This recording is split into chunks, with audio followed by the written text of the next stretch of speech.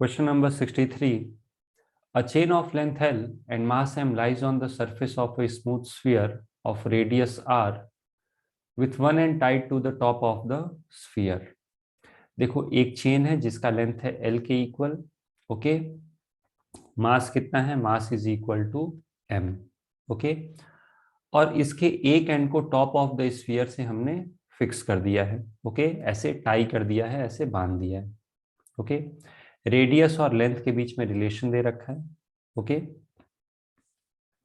A part, find the gravitational potential energy of the chain with reference level at the centre of the sphere. Chain की मुझे क्या करनी है? Gravitational potential energy find करनी है. Okay, सबसे पहले तो हम लोग सिचुएशन को समझते हैं.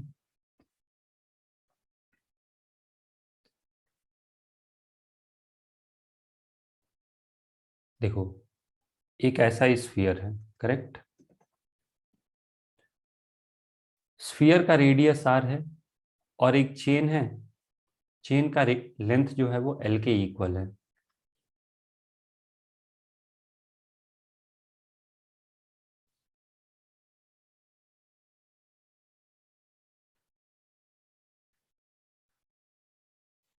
तो दिस इज द चेन. इस चेन को मैं यहाँ पे दिखा देता हूँ. Yes, this is the chain, correct. अच्छा, क्वेश्चन में इस चीज को भी हमें समझना है कि r is given greater than L. मतलब देखो, टोटल सरकमफरेंस कितना होता है? 2πr. ओके, इसका मतलब since r is greater than L, तो ये जो लेंथ है ना, ये इसके 1/4 से भी कम होगा.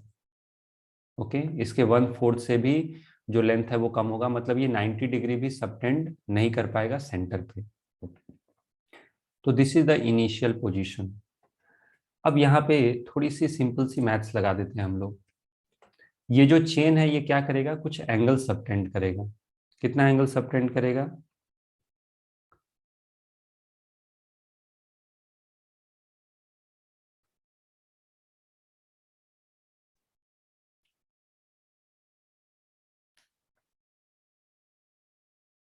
ये हॉरिजॉन्टल लाइन है और ये मैंने यहाँ पे एंगल मार्क कर दिया. सो लेट अस से कि this is the angle subtended bye chain at the centre of sphere. तो थीटा नॉट कितना हो जाएगा? देखो, ये जो रेड कलर से आप देख रहे हो ना, ये टोटल लेंथ L के इक्वल है और रेडियस कितना है? R के इक्वल. तो क्या मैं एक रिलेशन लिख सकता हूँ? L is equal to theta not into R. Okay, तो जब अपने को थीटा नॉट सब्सटीट्यूट करना होगा तो थीटा नॉट कितना लिखेंगे? This is equal to L upon R, correct.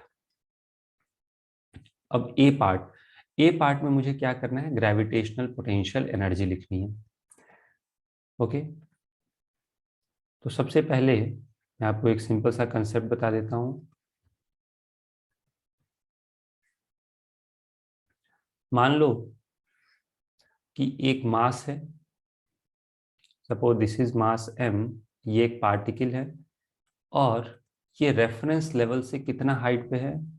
This is at a height h above reference level. तो यहाँ पे लेट अस से कि this is the reference level, this is potential energy 0. तो इस मास की पोटेंशियल एनर्जी हम लोग क्या लिखेंगे? ग्रेविटेशनल पोटेंशियल एनर्जी Pe, या फिर आप U भी लिख सकते हो. Okay, this will be equal to mgh, correct. लेकिन यदि कोई जनरल बॉडी है, नहीं किसी भी शेप की बॉडी हो सकती है, जैसे यहाँ पे हमारे पास चेन है, तो हम लोग क्या करेंगे? चेन पे एक छोटा सा मास सेलेक्ट करेंगे dm. ओके, कोई भी यूनिफॉर्म बॉडी हो सकती है, कुछ भी शेप हो सकता है, ये एक रॉड भी हो सकता है. ओके, तो हम लोग क्या करते हैं? फॉर कंटिन्यूअस बॉडी हम लोग एक छोटा सा मास सेलेक्ट करते हैं dm. वो कैसे सेलेक्ट करेंगे ये मैं दिखाऊंगा. और मान लो ये कितने हाइट पे है? This is height h. ये एक छोटा सा मास है dm, करेक्ट. तो इसके लिए हम लोग लिखेंगे gravitational potential energy du. This is equal to small mass या फिर infinitesimal mass dm into G into H. अब देखो यहाँ पे क्या होगा, बहुत सारे ऐसे छोटे छोटे मासेस होंगे, तो मुझे हर एक छोटे से मास का ग्रेविटेशनल पोटेंशियल एनर्जी लिख के ऐड करना पड़ेगा। करेक्ट। मैं फिर से रिपीट कर रहा हूं, मान लो जैसे हमारे पास ये चेन है, तो चेन में बहुत सारे छोटे छोटे ऐसे एलिमेंट है। देखो समझ में आ रही मेरी बात? तो मुझे क्या करना पड़ेगा, हर एलिमेंट के लिए डीएम डीएम डीएम लिखना पड़ेगा। बहुत सारे छोटे छोटे डीएम है, ओके, और बहुत सारे छोटे छोटे डीएम है, तो इनको ऐड करना पड़ेगा और इस एडिशन को हम लोग इंटीग्रेशन के फॉर्म में लिख सकते हैं। ओके, आप चाहो तो ऐसे भी समझ सकते हो। देखो जैसे ये चेन है, कुछ भी ऑब्जेक्ट हो सकता है, तो दिस इज dm1, ये हाइट h1 पे है। फिर ऐसे एक dm2 होगा, ओके, ये दूसरा पार्टिकल है, दिस इज dm2, ये कितने हाइट पे है, this is eight height h2, ये हाइट h2 पे है, दिस इज हाइट h1। तो ऐसे du1 आ गया, फिर क्या जाएगा, du2 आ जाएगा, कितना होगा du2,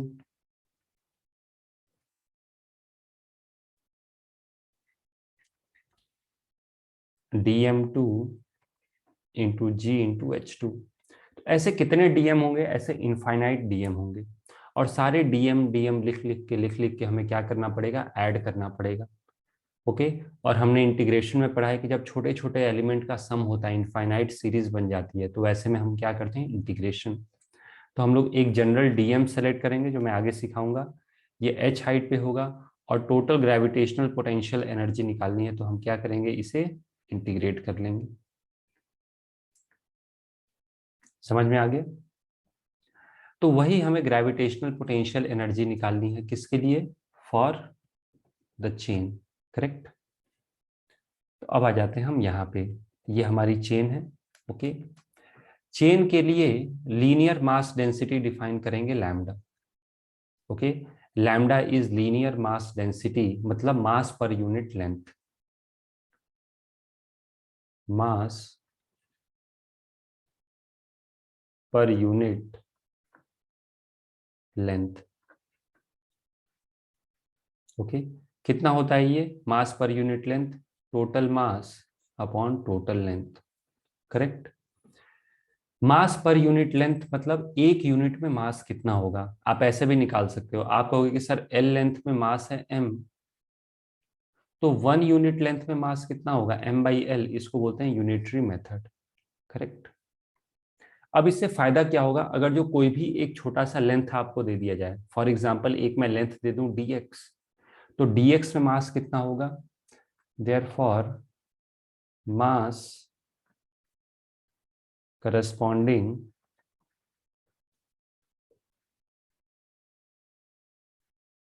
mass corresponding to length dx of chain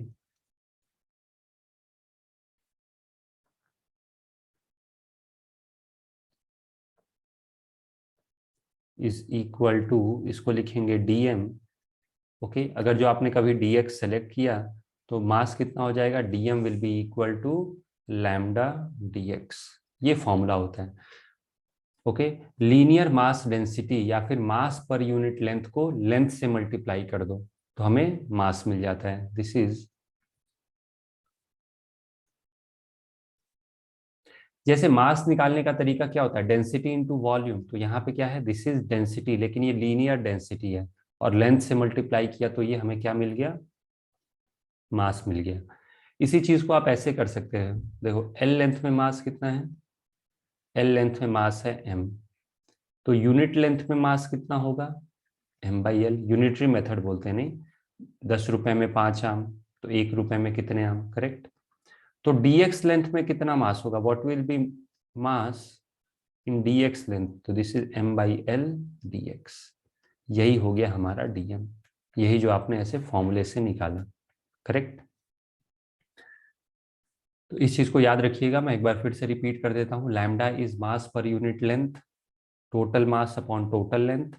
अगर जो कभी भी एक गिवन लेंथ में अपने को मास निकालना है तो लैम्डा से मल्टीप्लाई कर दो, लैम्डा मल्टीप्लाइड बाई लेंथ, अपने को मास मिल जाएगा। करेक्ट। अब हम लोग यहाँ पे एक छोटा सा एलिमेंट सेलेक्ट करेंगे।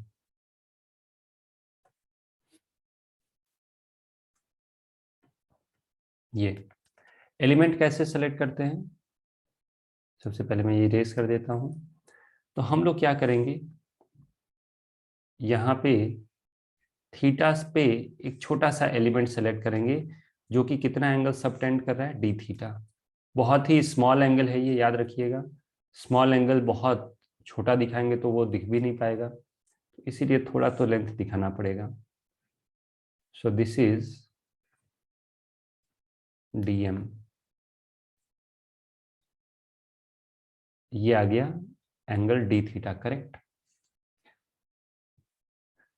थीटा पे देखो, जब भी रिंग आता है तो यही एक तरीका होता है कैसे हम एलिमेंट सेलेक्ट करेंगे।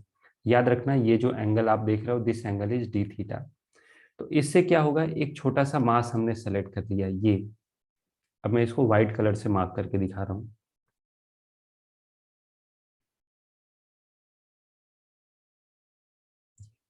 याद रखना, ये एलिमेंट बहुत ही छोटा होगा। करेक्ट। ये एलिमेंट कितना एंगल सबटेंड कर रहा है, ये एलिमेंट सबटेंड कर रहा है डी थीटा एंगल। तो इस एलिमेंट का लेंथ कितना होगा, इस एलिमेंट का लेंथ होगा D X is equal to कितना, D X will be equal to R D theta. यही होता है आर्क का लेंथ। आर्क लेंथ का यही फॉर्मूला होता है। देखो ये जो आप देख रहे हो ना, ये व्हाइट कलर से जो मैंने मार्क किया है, ये एक सर्कुलर आर्क का पार्ट है। ये सर्कुलर आर्क कितना एंगल सबटेंड कर रहा है, डी थीटा। तो ये लेंथ कितना हो जाएगा, R D theta. So what is DM, DM is equal to lambda D X. Lambda already calculate कर चुके हैं हम लोग, lambda is M by L, D X is R D theta. Okay. अब यहां पे ध्यान से देखना, ये जो आप डीएम देख रहे हो ना, ये ऑलमोस्ट एक पॉइंट मास है, क्योंकि डी थीटा एक इनफाइनाइटसिमल एलिमेंट है। तो क्या मैं बोल सकता हूं कि ये जो पूरा का पूरा डीएम है वो ऑलमोस्ट यहीं पे लोकेटेड होगा। इस व्हाइट कलर को कैसे गायब किया जाए, ये जो डीएम होगा ना, वो देखने में वैसा मैंने दिखाया, लेकिन पूरा का पूरा जो डीएम होगा वो इसी पोजीशन पे होगा at an angle theta. Okay, ये है डीएम। करेक्ट। अब मुझे क्या करना है, मुझे ये reference potential energy zero assume करनी है। This is reference potential energy zero. Correct. ये रेडियस है आर। तो मुझे इस डीएम की हाइट चाहिए ग्रेविटेशनल पोटेंशियल एनर्जी लिखने के लिए। ये हाइट कितनी होगी, अगर जो मैं इसको स्मॉल एच बोल दूं, लेट अस से कि दिस इज स्मॉल एच, तो ये एच कितना होगा, क्या मैं लिख सकता हूं this is equal to R sine theta. Yes. तो इस डीएम के लिए करस्पॉन्डिंग, इस डीएम के करस्पॉन्डिंग ग्रेविटेशनल पोटेंशियल एनर्जी क्या हो जाएगी, M G into height H. Mass is DM, एक्सल जी की वैल्यू जी है, और हाइट कितना है, रेफरेंस से कितना ऊपर है, एच। अब चलो वैल्यूज रखते हैं। डीएम की वैल्यू कितनी है, M by L R D theta. Correct. G की वैल्यू है जी के इक्वल, और एच क्या है, H is equal to R sine theta. Correct.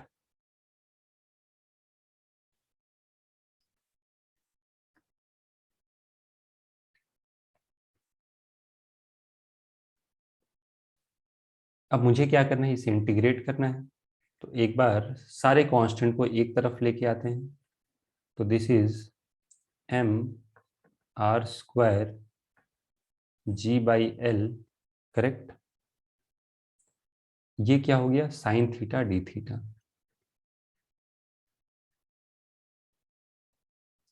अब लिमिट, लिमिट भी अपने को एक बार सोचना है कि लिमिट्स कहाँ से कहाँ रखेंगे। तो देखो, दो चेन है ना, चेन की स्टार्टिंग कहाँ से हो रही है, लिमिट रखते टाइम बहुत ही ध्यान से रखना, नहीं तो गड़बड़ होने के पूरे चांसेस हैं। देखो जो चेन है ना वो यहां से स्टार्ट हो रहा है, चेन स्टार्ट्स फ्रॉम θ1, मतलब लोअर लिमिट क्या होगी थीटा की, लोअर लिमिट इज θ1, करेक्ट। θ1 को क्या लिख सकते हो, 90 डिग्री माइनस थीटा नॉट, या फिर ऐसे भी लिख सकते हो चाहो तो π/2 माइनस थीटा नॉट। ये हो गया लोअर लिमिट, चेन की जो शुरुआत है वो यहां से हो रही है θ1 से, ओके। और चेन का जो फाइनल पोजीशन है वो कहां तक जा रहा है, यहां तक। हमने ऐसे एलिमेंट सेलेक्ट किया है तो ये आ रहा है, कोई बच्चा दूसरे प्रकार से एलिमेंट सेलेक्ट कर सकता है, तो अपर लिमिट क्या होगी, हमें एंगल यहां से मेजर करना है, याद रखिएगा, ओके, क्योंकि थीटा हमने यहां से सेलेक्ट किया है, ओके। तो लोअर लिमिट इज θ1, θ1 की वैल्यू ये है। अपर लिमिट क्या है,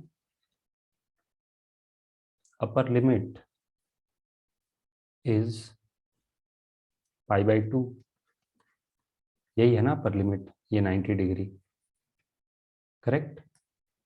तो इस चीज को याद रखिएगा, इंटीग्रेशन में हम लोग सब्स्टिट्यूट कर देंगे। तो u कैसे कैलकुलेट करेंगे हम लोग, u will be equal to, u is equal to integral of du, integral of this, सारे कांस्टेंट को बाहर लेके आ जाएंगे और इंटीग्रेशन किसका होगा, साइन थीटा डी थीटा का।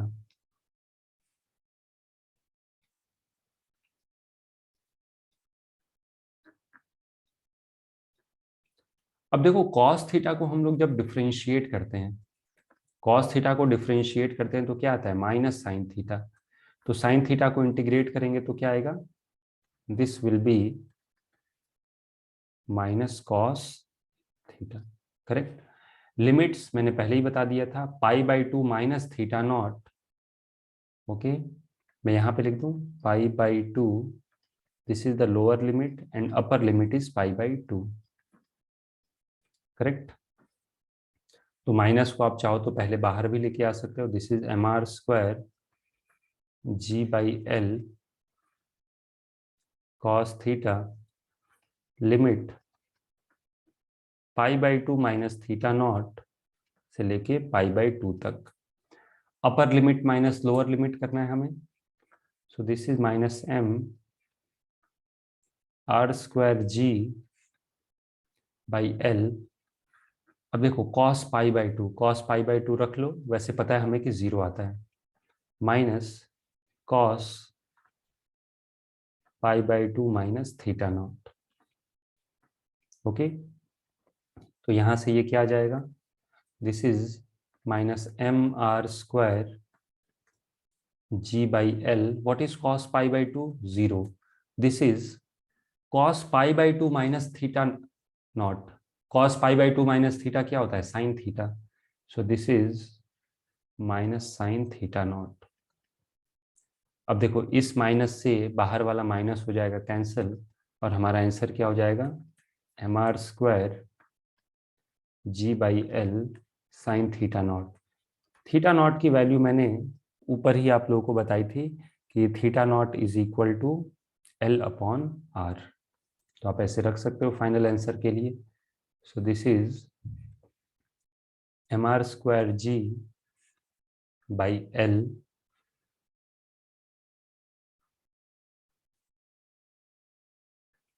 Correct. So this is the initial gravitational potential energy. देखो हम लोगों ने एंगल यहाँ पे ऐसे सेलेक्ट किया है, कोई दूसरा पर्सन या कोई दूसरा स्टूडेंट क्या कर सकता है, वो एंगल थीटा यहाँ से भी ले सकता है, तो आपके ऊपर है कि आप एंगल थीटा कहाँ से स्टार्ट करते हो, ओके।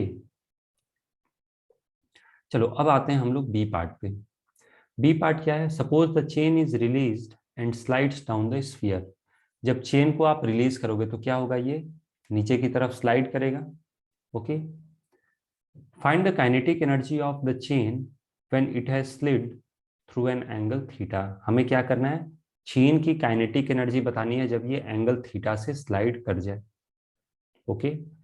तो यहाँ पे याद रखना थीटा दिया हुआ है, तो थोड़ा सा लिमिट्स वगैरह ध्यान से समझ के रखना इस थीटा में। और जो हमने जनरल थीटा सेलेक्ट किया उसमें कंफ्यूज मत हो जाना। ओके, तो इसको थोड़ी देर के लिए आप क्या कर सकते हो ना, थीटा वन मान लो, और फाइनल आंसर में जहां थीटा वन आए उसको थीटा से सब्स्टिट्यूट कर लेना। ओके,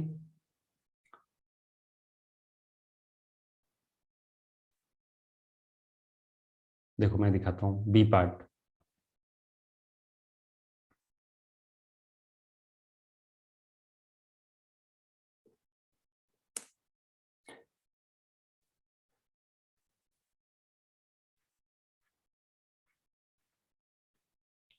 बी पार्ट में देखो चेन यहाँ पे है, और चेन जब यहाँ पे है तो इसकी इनिशियल ग्रेविटेशनल पोटेंशियल एनर्जी हमें पता है कितना है। Initial gravitational potential energy mr²g/l sine l/r, correct. अब मान लो जो चेन है वो स्लाइड कर जाता है, कितना एंगल स्लाइड करता है, बाय एन एंगल थीटा।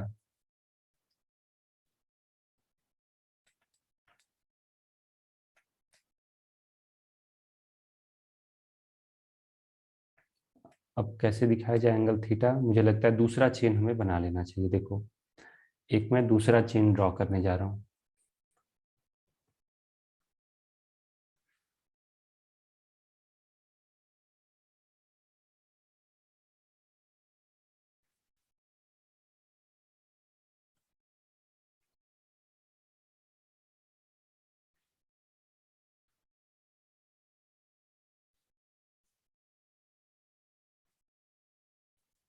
एकदम परफेक्टली टू द स्केल बनाना तो मुश्किल होगा,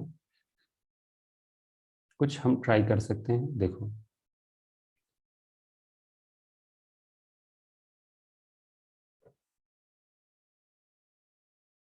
ओके, ठीक है, अप्रोक्सीमेटली मैंने कुछ कुछ तो ड्रॉ कर ही दिया। अब ध्यान से देखना,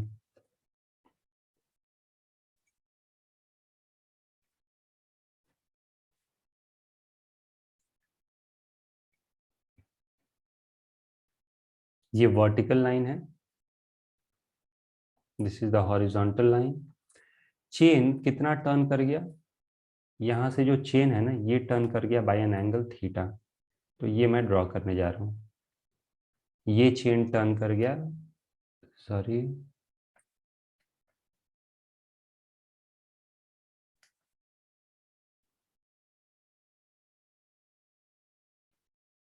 इस एंगल को मैं मार्क कर देता हूँ, दिस एंगल इज थीटा। याद रखना ये क्वेश्चन में दिया हुआ है, तो इसको आप थोड़ी देर के लिए थीटा वन भी लिख सकते हो ताकि आपको कंफ्यूजन से बच जाओ। ओके, कंफ्यूजन से बचने का ये एक तरीका हो सकता है कि पहले इसको मैं थीटा वन रख दूं, क्योंकि एक और भी थीटा हम लोग सेलेक्ट करते हैं। ओके, एक और चीज ध्यान से देखना,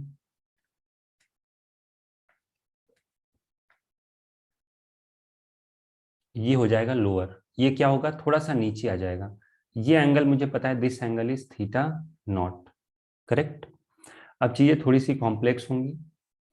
ये एंगल जो है ये, this is the initial angle, ये हो जाएगा लोअर लिमिट, करेक्ट। सब कुछ वही रहेगा, मुझे क्या करना है, मुझे फाइनल ग्रेविटेशनल पोटेंशियल एनर्जी निकालना है इस सिचुएशन में। तो चेन कितना टर्न कर गया, थीटा से टर्न कर गया। ओके, देखो पहले चेन का ये वाला जो एंड था ना वो कहाँ पे था, ये था यहाँ पे, ये टर्न गया कर गया। तो मुझे अगर जो यहाँ से एंगल मेजर करता हूँ तो जो लोअर लिमिट होगा वो होगा थीटा वन। तो यहाँ पे लोअर लिमिट, अगर जो मैं एंगल कहाँ से मेजर करता हूँ, इस लेवल से एंगल मेजर करता हूँ, तो lower limit is equal to theta 1 and this is equal to pi by 2 minus theta plus theta naught, correct. This is the lower limit. Okay, upper limit देखो, chain finally यहां से जब आप angle measure करोगे तो क्या होगा, theta plus theta one, sorry theta one plus theta not. तो अपर लिमिट क्या रखोगे, जो पहले पाई बाई टू था,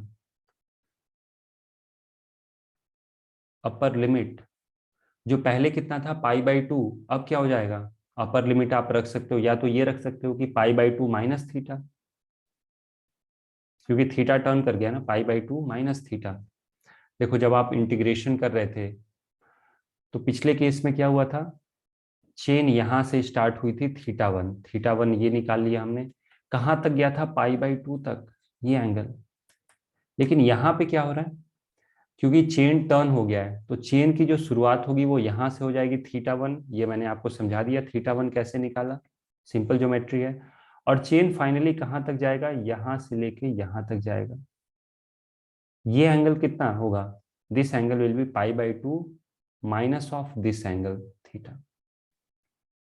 करेक्ट। किसी बच्चे ने यदि थीटा एंगल यहां से मेजर किया होता तो लिमिट और आसान आ जाती। करेक्ट।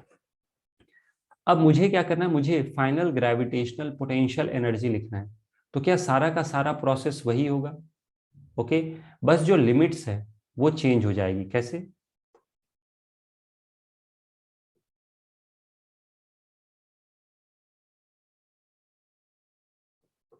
यहाँ पे तो मैं यहां लिख भी देता हूं कि to find final gravitational potential energy, to find final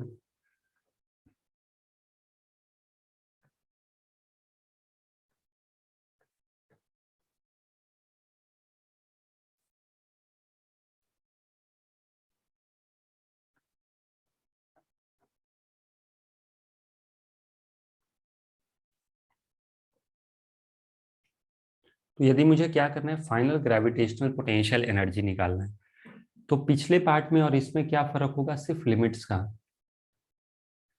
only limits will change.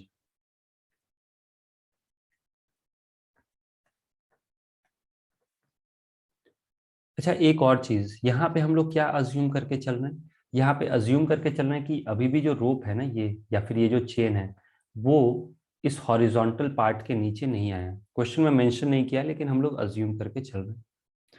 तो सब कुछ वही होगा।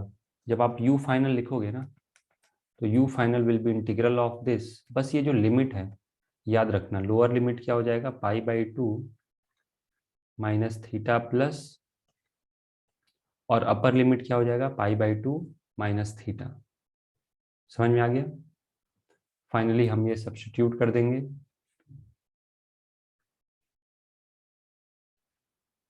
This is minus theta. Okay, चलो यहाँ लिमिट रखते हैं। अपर लिमिट क्या हो जाएगा, cos π/2 minus theta. Lower limit क्या हो जाएगा, cos π/2, सॉरी ये प्लस था, minus theta plus theta naught. Trigonometry का एक बड़ा ही सिंपल फॉर्मूला होता है, cos π/2 माइनस थीटा हो जाता है cos theta, sorry cos π/2 minus theta क्या हो जाता है, साइन थीटा। ओके, तो ये क्या हो जाएगा, this will B sine theta. Okay, तो ये आ गया साइन थीटा। ये क्या हो जाएगा, ये तो माइनस लगेगा ही, साइन थीटा प्लस,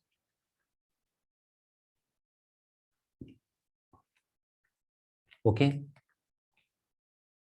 अब यदि माइनस साइन को आप अंदर ले जाके मल्टीप्लाई करोगे तो ये क्या हो जाएगा, this will B sign theta plus theta not minus sine theta. Correct.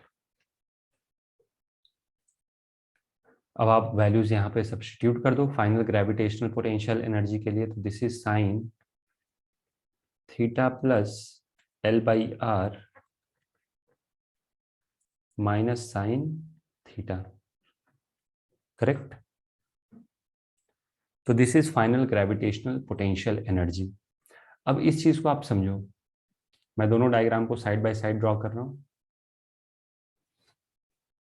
जब ये चेन नीचे की तरफ स्लाइड कर रहा था तो इस पे आपको खुद से क्वेश्चन पूछना है कि कौन कौन से फोर्सेस लग रहे थे। तो एक है नॉर्मल और दूसरा क्या है, ग्रेविटेशनल फोर्स।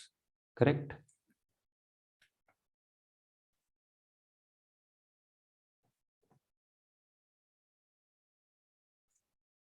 ये मैं ड्रॉ कर दे रहा हूं यहाँ पे।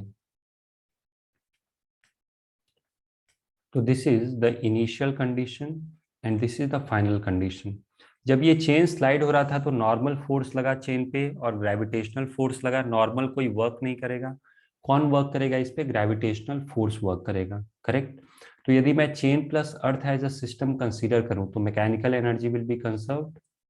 सो if we consider chain plus earth as a system, तो जो ग्रेविटेशनल फोर्स लग रहा था चेन के ऊपर जिसकी वजह से ये नीचे स्लाइड कर रहा है, वो इंटरनल कंजर्वेटिव फोर्स हो जाएगा.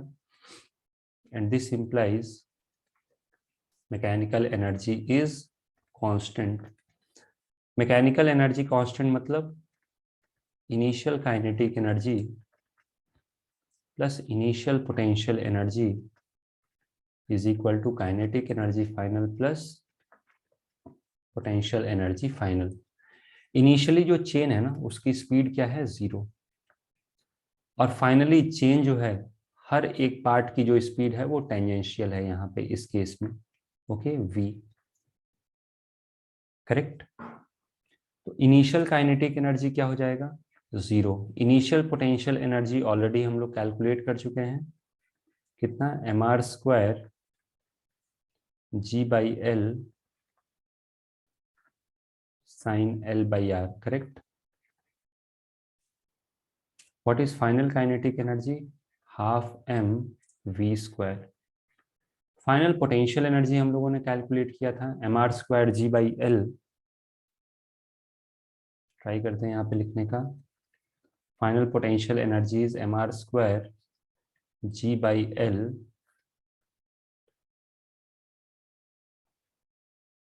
sin theta plus l/r sin theta plus l/r minus sine theta. Correct. अब बाकी सारे m तो कैंसिल हो जाएगा, फिर भी लास्ट में कैंसिल करेंगे, सारे टर्म्स को लेफ्ट साइड में लेके आओ. तो this is equal to mr² g/l sin l/r. Correct. Plus mr² g/l. देखो ये जो राइट हैंड साइड में माइनस साइन थीटा था, ये इस तरफ हो जाएगा साइन थीटा, और ये वाला पार्ट जब लेफ्ट में आएगा तो ये नेगेटिव बन जाएगा. This is mr² g/l sine theta plus l/r. ये पूरा टर्म लेफ्ट में आ गया, और राइट हैंड साइड में क्या बचेगा, हाफ mv². ओके. तो यहां से सब कुछ कॉमन लेंगे हम लोग, हाफ mv² क्या लिखेंगे, इसमें आपको दिख रहा है कॉमन क्या है, mr² g/l. एक्चुअली v नहीं निकालना है मुझे, काइनेटिक एनर्जी ही कैलकुलेट करना है, तब तो कहानी खत्म. ओके. तो this is sign l/r plus sine theta minus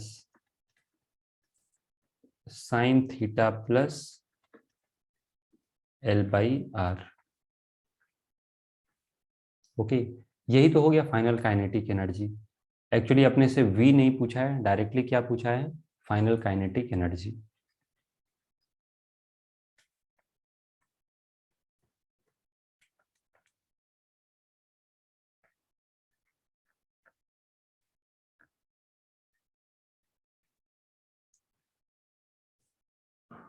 okay. तो ये आ गया हमारा बी पार्ट. बी पार्ट में याद रखना क्या करना था, फाइनल ग्रेविटेशनल पोटेंशियल एनर्जी लिखना था. फाइनल ग्रेविटेशनल पोटेंशियल एनर्जी लिखते टाइम सब कुछ वही होगा जैसे आपने यहाँ पे लिमिट सेलेक्ट किया था ना, सॉरी जैसे एलिमेंट सेलेक्ट किए थे, याद है, थीटा पे डी थीटा, सब कुछ हमने वही किया करना है. ओके. बस लिमिट जो यहाँ पे इस क्वेश्चन के अंदर जो लिमिट रखी थी आपने θ1 से लेके 90 डिग्री तक, ओके, वहां पे क्या हो जाएगा, लिमिट बदल जाएगी, जो मैंने आपको समझा दिया, बाकी सब कुछ सेम. ओके. चलो अब आते हैं हम लोग नेक्स्ट पार्ट पे, part C. Find the tangential acceleration of the chain when the chain starts sliding down.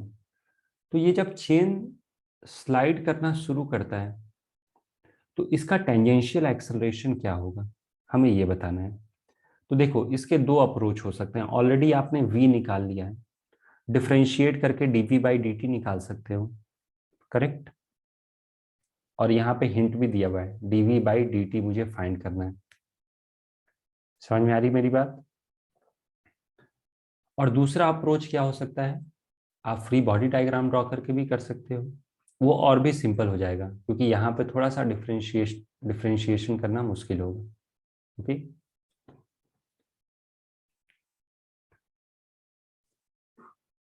तो देखो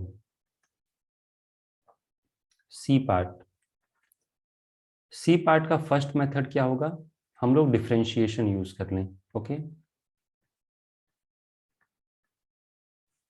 आप ऐसे लिख सकते हो, tangential acceleration is rate of change of speed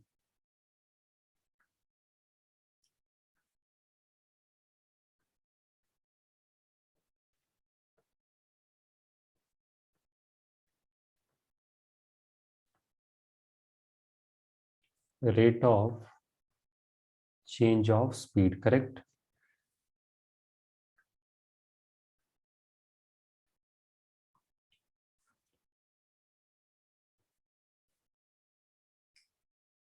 यहां पे ध्यान से समझना, यदि ये यहां से एंगल थीटा पे है, क्योंकि जब आप डिफरेंशिएट करोगे तो दो चीजें आएंगी। मान लो ये एंगल थीटा है, क्योंकि ये जो चेन आप देख रहे हो ना, ये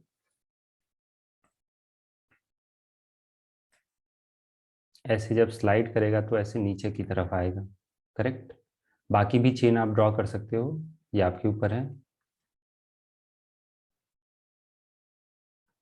ये चेन कुछ ऐसा होगा, करेक्ट।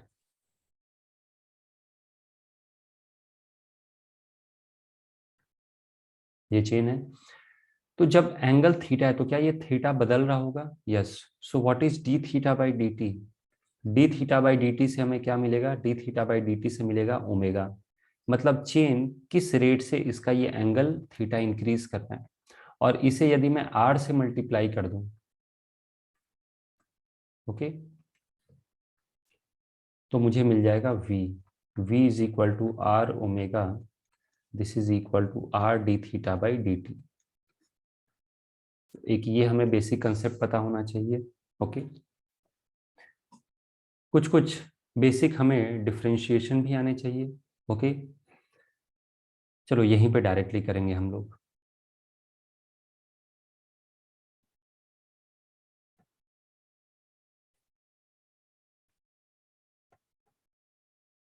ये इक्वेशन है, करेक्ट। अब दोनों तरफ मैं क्या करने जा रहा हूँ, दोनों तरफ डिफरेंशिएट करने जा रहा हूँ। पहले तो आप क्या करो, इसको m से m को कैंसिल कर दो। ये क्या हो गया, लेफ्ट हैंड साइड में this is V square by 2। Left hand side और राइट हैंड साइड को हम लोग टाइम के रिस्पेक्ट में डिफरेंशिएट करेंगे। We differentiate the above equation with respect to time.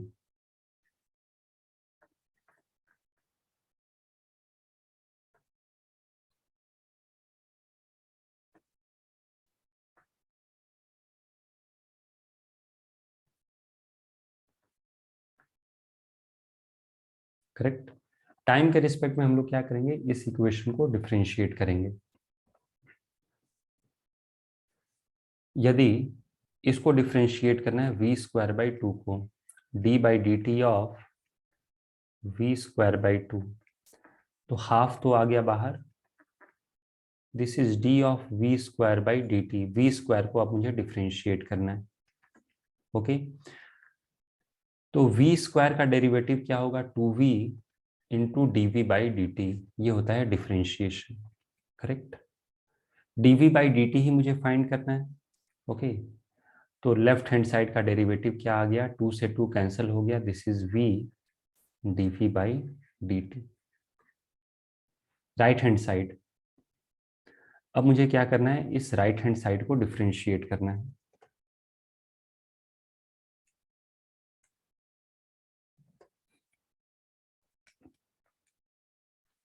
So d by D T of ये पूरा का पूरा टर्म, ये जो पूरा का पूरा आप टर्म देख रहे हो, इस पूरे टर्म को मुझे डिफरेंशिएट करना है। इसमें देखो आपको एक कांस्टेंट दिख रहा है, क्या कांस्टेंट दिख रहा है, R square G by L. इसको बाहर लेके आते हैं, अब हम एक एक करके यहाँ पे 3 टर्म है, तीनों को डिफरेंशिएट करेंगे। तो पहला क्या होगा,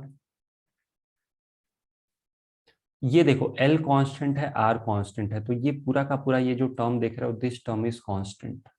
तो इसका डेरिवेटिव क्या होगा, इसका डेरिवेटिव आ जाएगा 0 के equal, correct. Plus sine theta का डेरिवेटिव क्या होता है, कॉस थीटा इंटू, अंदर गए तो क्या हुआ, D theta by D T,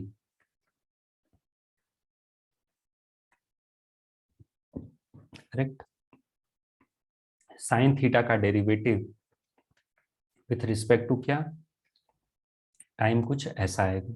okay, इसमें आप लोगों को कंफ्यूजन हो सकता है। देखो मैं आपको एक बार एक्सप्लेन भी कर देता हूं। Suppose this is sine theta, अगर जो आप से पूछा जाता कि इसको थीटा के रिस्पेक्ट में डिफरेंशिएट करो तो सिर्फ ये कॉस थीटा आता, लेकिन अपने को क्या फाइंड करना है, we have to find derivative of sine theta with respect to time. तो आप चाहो तो इसको ऐसे कुछ लिख सकते हो, this is D T, okay, D T से मल्टीप्लाई कर दिया, मतलब लेफ्ट साइड में डिवाइड कर दिया, इधर भी डी टी से डिवाइड कर दो, और ये जो डी डी थीटा आपको डिनोमिनेटर में दिख रहा है, इसको इधर लेके आ गए। समझ में आ गया कि क्यों डिफरेंशिएट किया, तो कॉस थीटा तो आया ही आया, साथ में D theta by D T भी आएगा, करेक्ट। तो ये इसका एक्सप्लेनेशन मैंने दे दिया, आप खुद से भी एक बार ट्राई कर सकते हो। अब मैं क्या करूंगा, अब मैं इसको डिफरेंशिएट करूंगा, तो माइनस, बाहर से देखा, आउटसाइड इनसाइड रूल लगा रहे हैं, तो साइन थीटा का डेरिवेटिव कॉस थीटा। अब अंदर जाके डिफरेंशिएट किया तो थीटा का डेरिवेटिव क्या हो जाएगा, D theta by D T, L by R का डेरिवेटिव 0, क्योंकि वो कांस्टेंट है। तो आपको ये समझ में आना चाहिए कि ये मैंने D theta by D T क्यों लिखा है, क्योंकि आप टाइम के रिस्पेक्ट में डिफरेंशिएट कर रहे हो। ओके, तो फाइनली ये डिफरेंशिएशन कितना आ गया, this is equal to R square G by L, okay. ये कितना हो गया, this is cos theta minus cos theta plus L by R, समझ में आ रहा है। और इन दोनों में कॉमन क्या है, D theta by D T, और अभी मैंने ऊपर बताया था D theta by D T is basically omega. Okay, तो यहाँ पे ध्यान से देखना, इसको मैं लिख लेता हूँ R ji by L, this is cos theta, okay, minus cos theta plus L by R into, एक आर, आर स्क्वायर था ना, तो एक आर को मैं यहाँ पे लिख लेता हूँ, R D theta by D T. और अभी मैंने ऊपर ही आपको समझाया था R D theta by D T is basically V, देखो यहाँ समझाया था R D theta by D T is equal to V. तो ये कितना आ गया, R ji by L cos theta minus cos,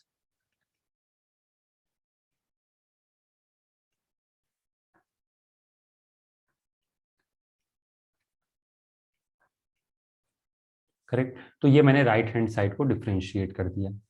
तो लेफ्ट हैंड साइड क्या था, लेफ्ट हैंड साइड था v d v by D t, मुझे d v by D t निकालना है। राइट हैंड साइड क्या है, राइट हैंड साइड है R ji by L cos theta minus cos theta plus L by R into v, okay. तो v से v cancel हो जाएगा, और मुझे यही कैलकुलेट करना था d v by D t कितना हो जाएगा, ये this is equal to R ji by L cos theta minus cos theta plus L by R, correct. लेकिन याद रखना, हम लोगों से डीवी बाई डी टी कब पूछा है, जैसे ही हमने रोप को रिलीज किया। ये तो एकदम जनरल फॉर्मूला हमने निकाल लिया, लेकिन हम अपने से जनरल फॉर्मूला नहीं पूछ रहा है। अपने से क्या पूछ रहा है, हम लोगों से क्वेश्चन में पूछा जा रहा है कि जब रिलीज करोगे तब इसका टेंजेंशियल एक्सेलरेशन क्या होगा। तो व्हेन रोप इज रिलीज्ड, क्या आपको पता है थीटा 0 होगा, व्हेन रोप या फिर चेन इज रिलीज्ड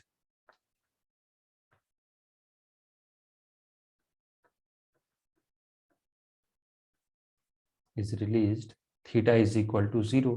थीटा 0 रख दो तो कॉस थीटा 1 हो जाएगा।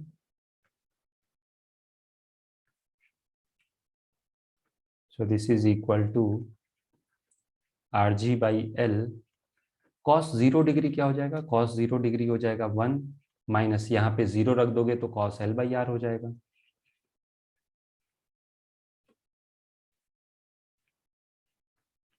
तो देखो इसमें फिजिक्स तो डिफिकल्ट कुछ थी नहीं, बस अपने को डिफरेंशिएशन देखना था।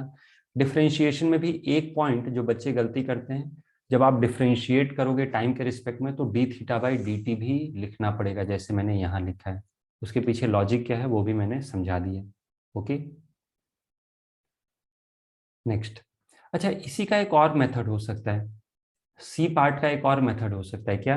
टेंजेंशियल फोर्स जो होता है ना, sorry, tangential acceleration is tangential force upon total mass. ये भी आप कर सकते हो।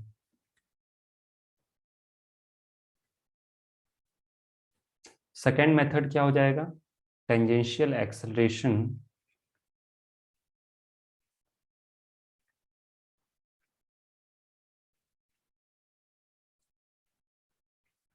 ये समझने के लिए आपको थोड़ा सा दिमाग लगाना पड़ेगा। Tangential acceleration is net tangential force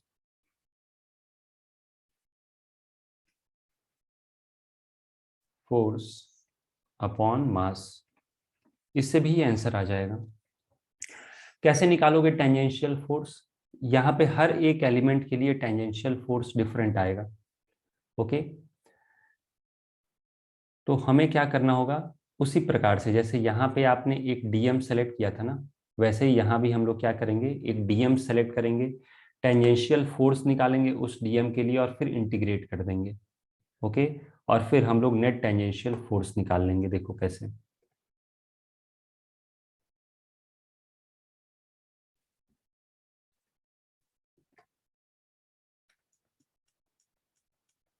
जैसे यहाँ पे तो मैंने आपको ये बता दिया कि डीएम कैसे निकाल लेना है, करेक्ट, एलिमेंट सेलेक्ट करके। अब ये डीएम यहाँ पे है। अब इस डीएम का जब आप फ्री बॉडी डायग्राम ड्रॉ करोगे तो इस पे नीचे क्या लगेगा, एक mg लगेगा। ओके, ये मैं रेफरेंस लाइन हटा देता हूँ क्योंकि यहाँ पे तो मुझे सिर्फ फोर्स दिखाना है। तो देखो ये लगा mg, या फिर आप बोल सकते हो दिस इज dmg। अब यहाँ पे इसके दो कंपोनेंट्स आएंगे। ये दोनों कंपोनेंट्स को मैं अलग डायग्राम में दिखाता हूँ।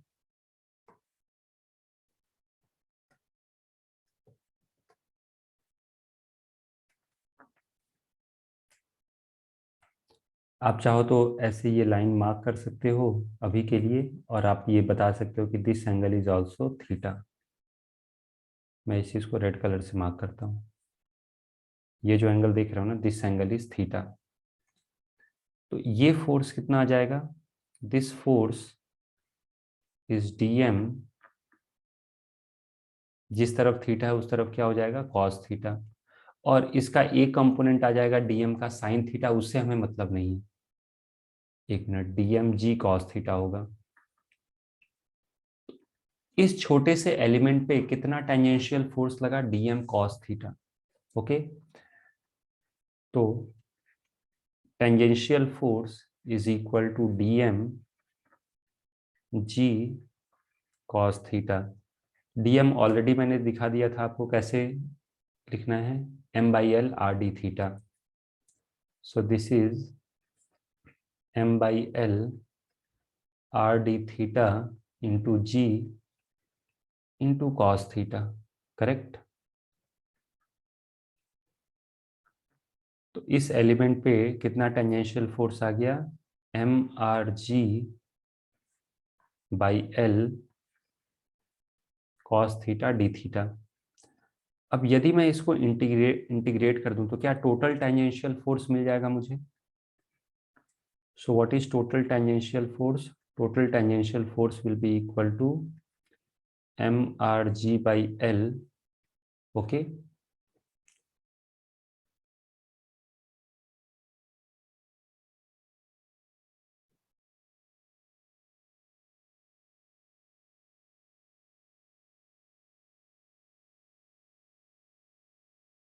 सब कुछ सही है।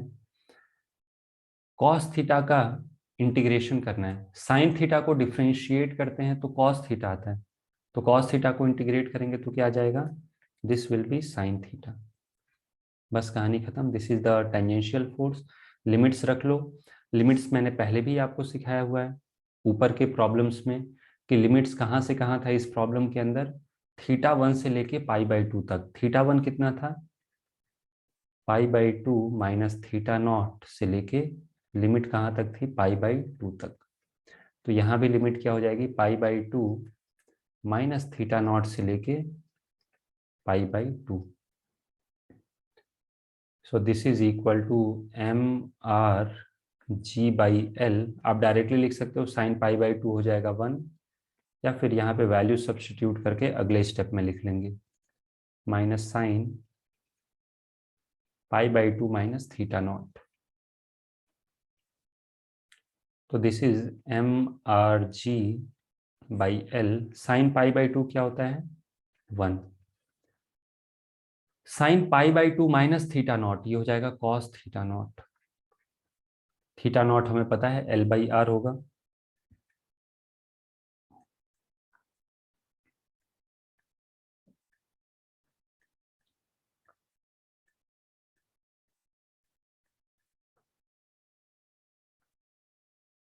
ओके अब ये तो टेंजेंशियल फोर्स हो गया। तो what is tangential acceleration, tangential acceleration will be net tangential force upon total mass. तो बस यहाँ से ये जो m है ये कैंसल आउट हो जाएगा। आंसर क्या आ जाएगा, this will be equal to Rg/L 1 minus cos L/R। Okay तो ये दो मेथड से हमने करके दिखा दिया इस क्वेश्चन को।